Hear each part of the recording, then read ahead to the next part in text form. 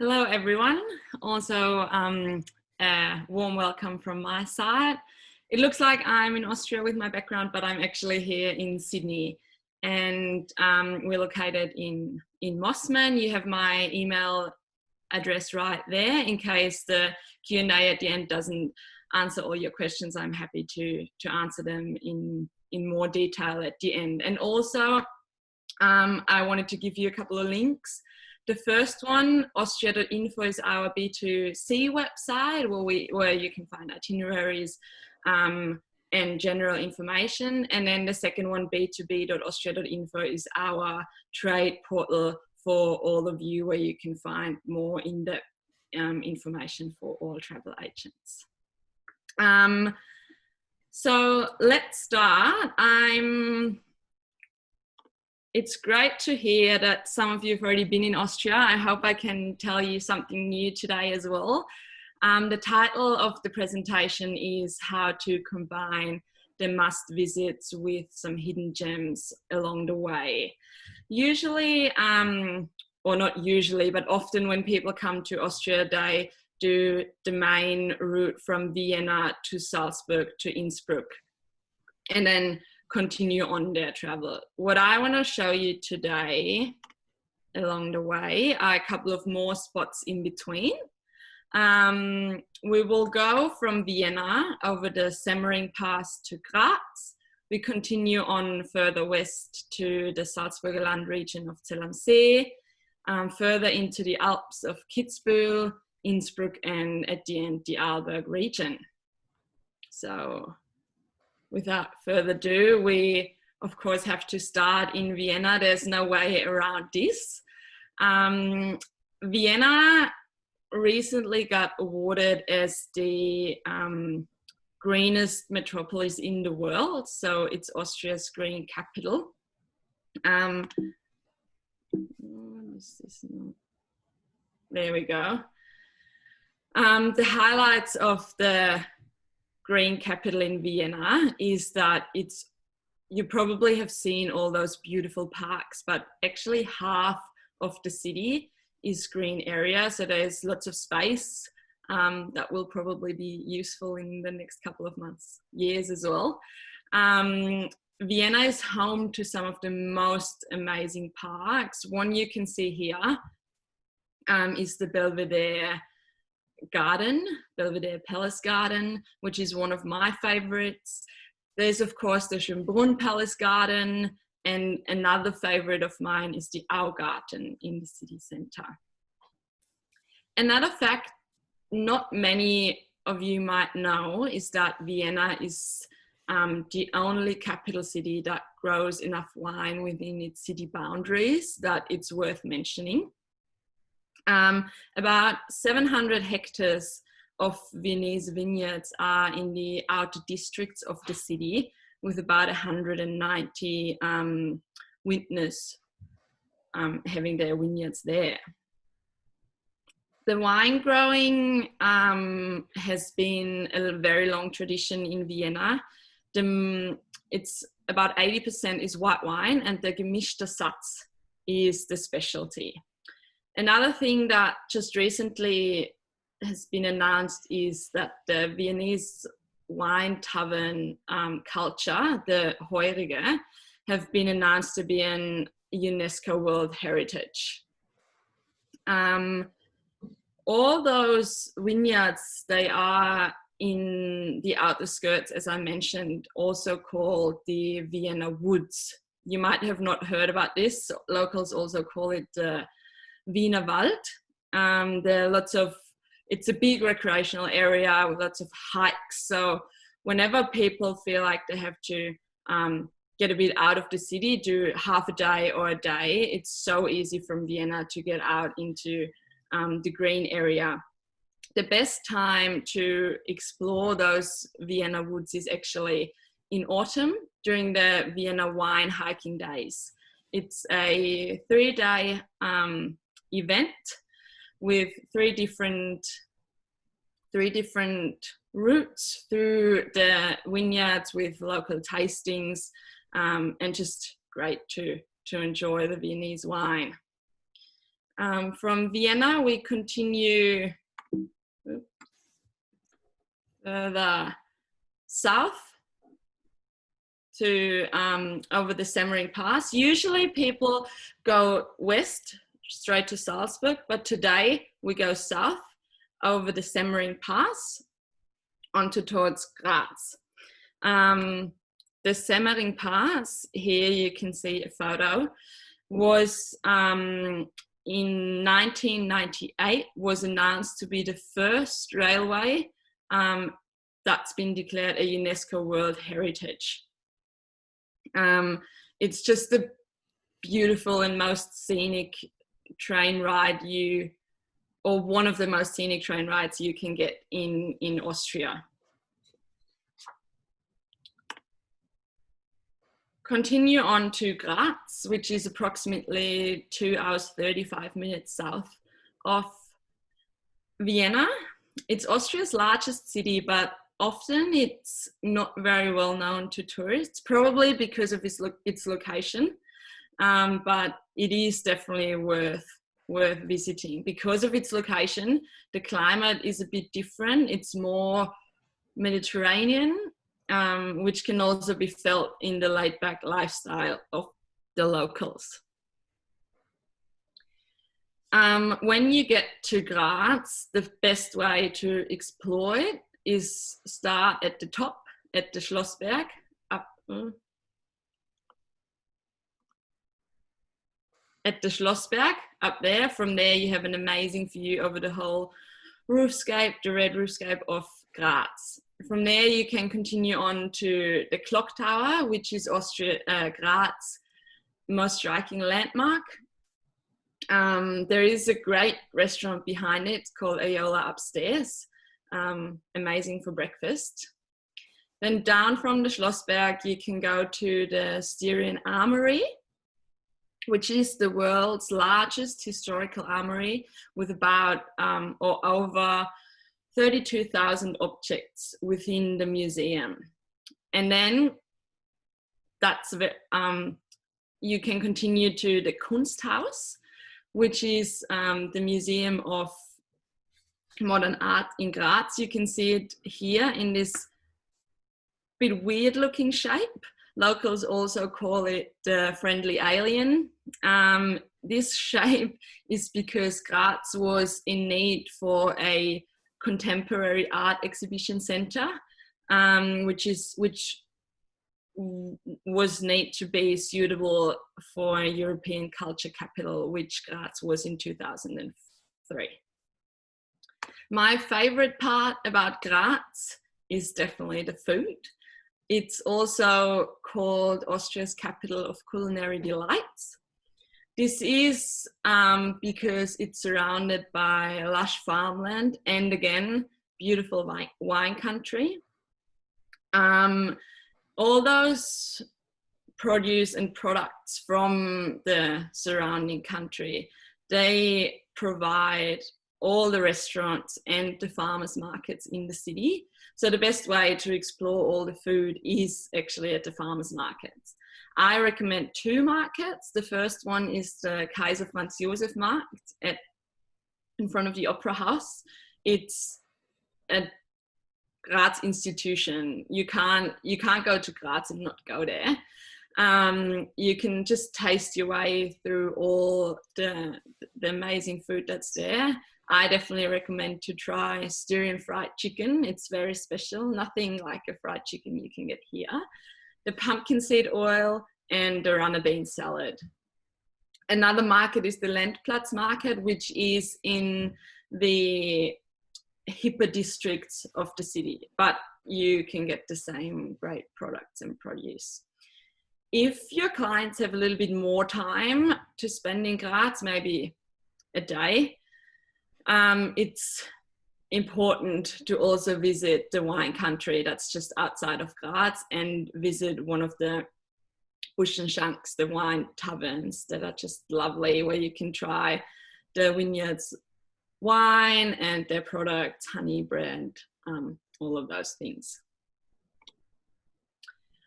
From Graz, we continue on further west and we get to Zell am See in the beautiful Salzburger land. Not sure if many of you have heard about Zell am See. It's about 4 hours west from Graz, but only an hour and 30 minutes south from Salzburg, and it's super easy to reach by train.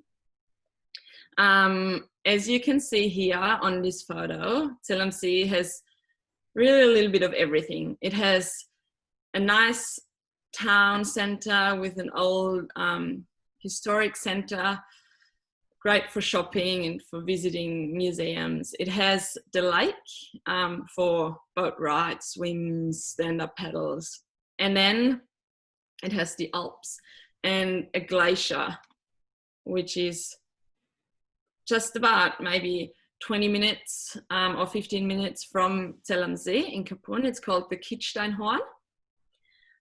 You get up to over 3,000 meters. It's the Salzburger Land's highest peak.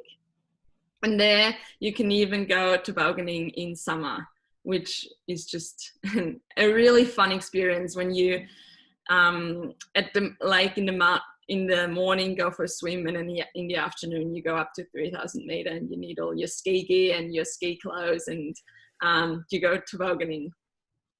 Another highlight I would like to point out is the Kitzsteinhorn Explorer Tour.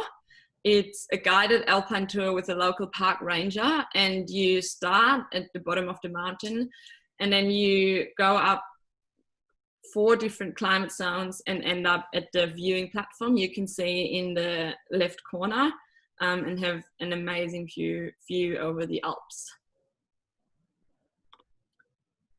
And then from Zell am See, you can either continue north to Salzburg, or you can go further west, further into the mountains and get to Kitzbühel.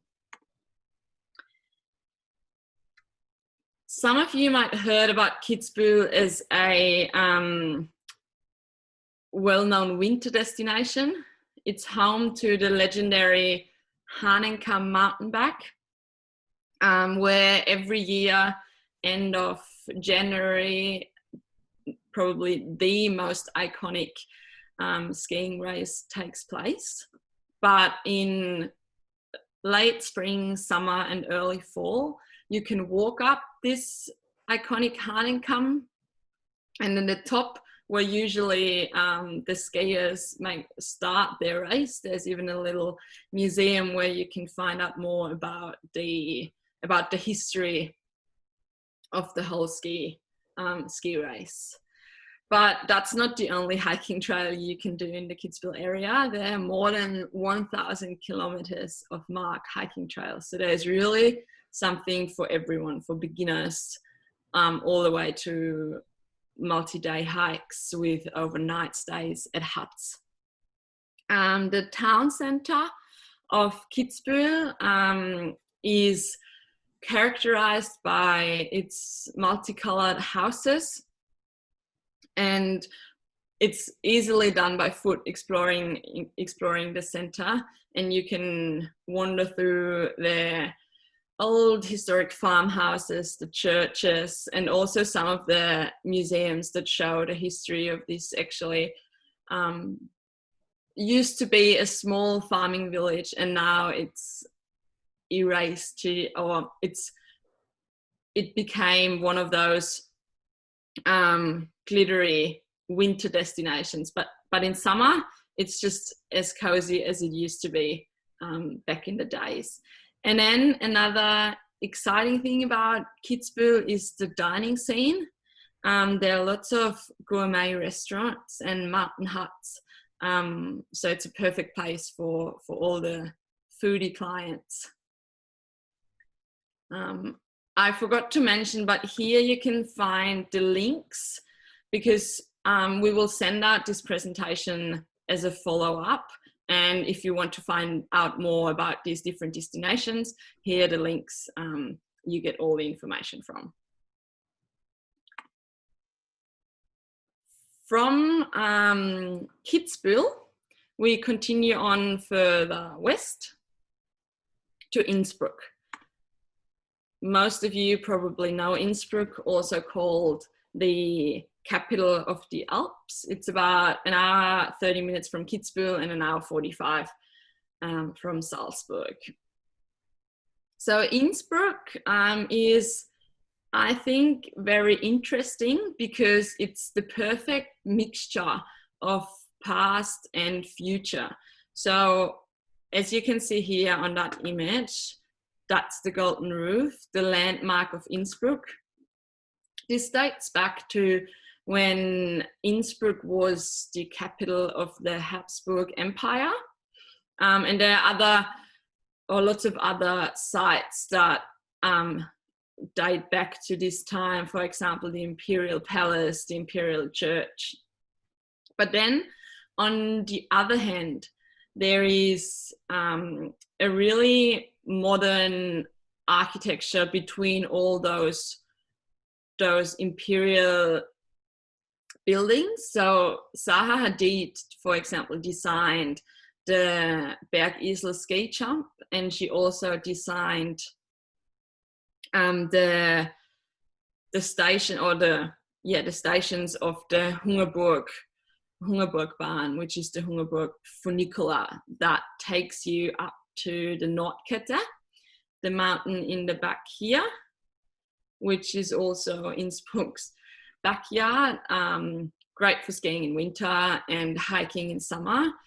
If clients are not into those kind of things, but they still would like to get up there, there is a cable car, and within 20 minutes from the city center, you can go up to over 2,000 meters and get just the most breathtaking views over the whole valley and Innsbruck. But speaking of modern design again, the Swarovski Crystal Worlds in Wattens are just 20 minutes outside of Innsbruck. It's the headquarters of the crystal, Swarovski crystal. And they invite not only Austrian designers, but very well-known designers and architects to design art installations for the Crystal Worlds, which is a bit hard to define. It's not only a museum about the Swarovski crystal, but it's a crystal world, as the name says it. So it's definitely worth a visit. And there is a bus that goes out from the city center of Innsbruck out to the Swarovski Crystal Worlds. Another thing I would like to highlight in Innsbruck is the Innsbruck Trek. For all passionate hikers of all abilities. So there are two different difficulty stages. There's the easy one, and then there is a harder one. It's a long distance hiking trail with luggage transport over 7 days, and you can choose from 3 or 4 star accommodation along the way. It starts in Innsbruck, and it also takes you back to the city center again at the end of the 7 days. And all you actually need to carry while you walk or hike is your backpack with a couple of snacks and a water bottle. And then from Innsbruck on to our last stop, which is the Arlberg region. I think most of you know the Arlberg as Austria's largest and most amazing skiing resort, and also 5th largest skiing resort in the world. But visiting the Arlberg in summer is a kind of a different story. It's not as busy as you might know the Arlberg from the winter. You can still visit all the unique villages, the 5 unique villages with their own character. So there we have St. Anton, which is the sporty and lively one, and also the biggest one where the train stops as well. Then we've got St. Christoph, which is, so St. Anton and St. Christoph are still on the Tyrolean side of the mountain. St. Christoph has the longest standing history of hospitality started in the 1300s. Lech is, some call it the Epicurean brain of the Arlberg, with an amazing food scene and also plenty of arts and culture. Zürs is the elegant one, and in winter it's also the only place in Austria that has heli skiing. And then the last one is the family friendly and quieter Stuben. So I want to talk about two main or two things in the Arlberg region. One is the Sky Space in Lech. It's one of the newest art installations in the Arlberg region. It's by the artist James Turrell. And it sits above Oberlech, and during sunrise and sunset, the light conditions it creates inside are just amazing. So it's definitely worth a visit. And then the second thing I would like to point out is the Green Ring 3-day circular hike. 3-day circular hike maybe sound a bit too hectic, but it can be broken up in 3 different stages. And it's the equivalent to the White Ring, which is a very famous ski circuit, which can be done during winter. But now with the Green Ring, you can do the same during summer. That was my little journey through Austria with hidden gems in between. I hope you took something out of it. And if you have any questions, just shout out and I'll try to answer them. And if not, I will we will write down the question and your name and we'll send you an email. Perfect. Thank you so much, Katrina. That was great. A really lovely journey. I feel like hiking and eating and all those things at the same time. So we're going to now open our Q&A. What I'm also going to do is I'm going to start our quiz. So that should now pop up on your screen. So you'll have about 5 minutes to fill that out while we answer the questions. So now we have our first question is from Shelley. When are the markets on in Salzburg? In Salzburg or in Graz? Salzburg. In Salzburg. Well, it depends which markets you mean. Do you mean the Christmas markets or farmers markets? There are different ones. So the farmers markets in Salzburg, there's the Grünmarkt, which is very, very famous, which is Sorry to interrupt, Katrina. It's actually, Shelley just submitted a correction. She actually meant Graz. Oh, okay. Oh, Graz. Yeah. The Franz Josef Markt, is on every Monday till Saturday from 6 a.m. to 1 p.m. and same with the Lendplatzmarkt. Perfect. There was another question from Lucinda. She was asking if it's possible to get these details emailed out, and we definitely will. So we'll send a recording of this webinar and the PDF with all the links after the call, or probably today, maybe tomorrow. So you'll get everything to refer back to. No issues there. So hopefully you're all doing well with your quiz. I see about a quarter of you have already finished. Still have a little bit more time. And we're here, of course, to answer any other questions you might have. So send them through while you have the experts here. I will just add in terms of, because we didn't specifically talk about trains as much, but all these destinations are easily reachable by train. So the railway company in Austria that operates most of the railways is OBB, and it's covered also by Eurail Pass. So you have 2 options. You can either buy point-to-point tickets in Austria, or you can get a rail pass, which is oftentimes cheaper for Austria. And rail pass not only covers OBB, it also covers a couple of other private companies, and it also covers the S-Bahn, which is the regional metro in Vienna and Innsbruck. So that's a nice add-on as well. Then we have another question from Tina. Are there different ski areas in the Arlberg region? Is there one ski pass for all regions?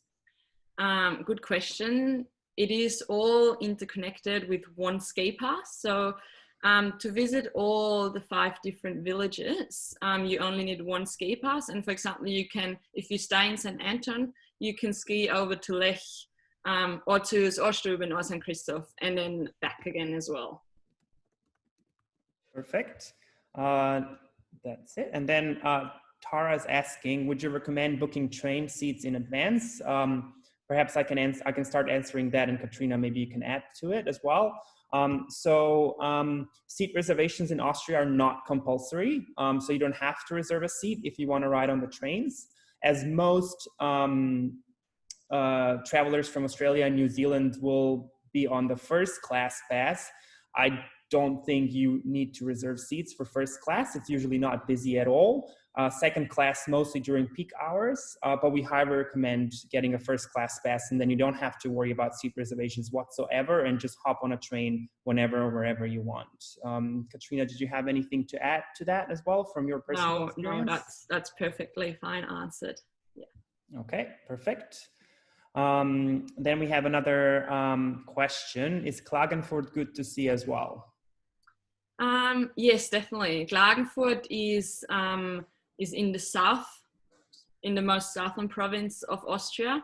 It is, how do I explain that? It's not on the usual route of Australians, especially in summer. It's a beautiful outdoor destination to visit. You've got the Wörthersee lake right next to it to go swimming. You've got the city, which is lovely as well. It's one of the smaller capitals in Austria, but it's surrounded by nature. So if your clients are looking for nature, lake and city, Klagenfurt is definitely a good option.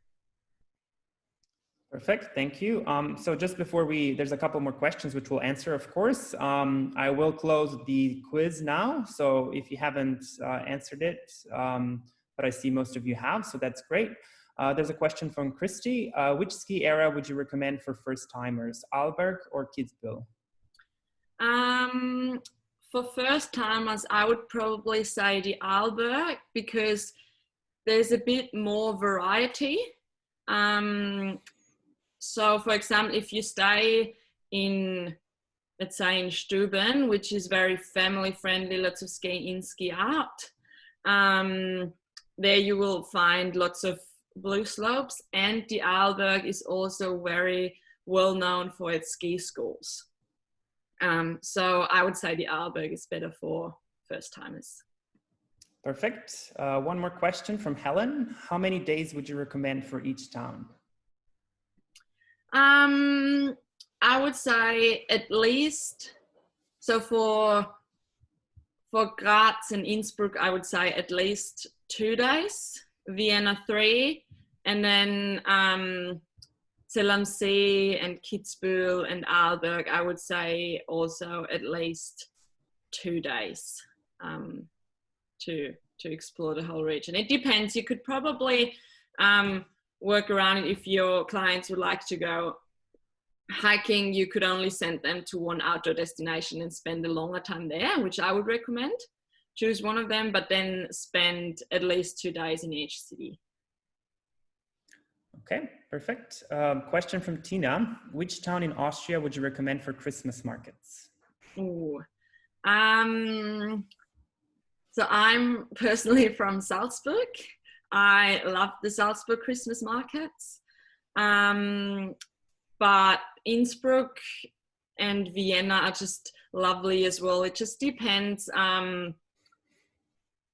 if you only go to Austria for the Christmas markets or if you're looking for going to ski as well. If you want to combine it with a ski trip, I would definitely recommend to go further west, maybe Innsbruck, because it's surrounded by mountains. Salzburg would be an option too. Vienna, not so much for skiing, neither Graz. So it just depends a little bit of what you want to combine it with, but my favorite will always be Salzburg. Perfect. One more from Ingrid, and I apologize if I'll mispronounce the names here. To incorporate a state around Hallstatt, Bad Ischl, and Bad Aussee, how do you best incorporate from Vienna and then Graz? How many days are best to stay to see the area?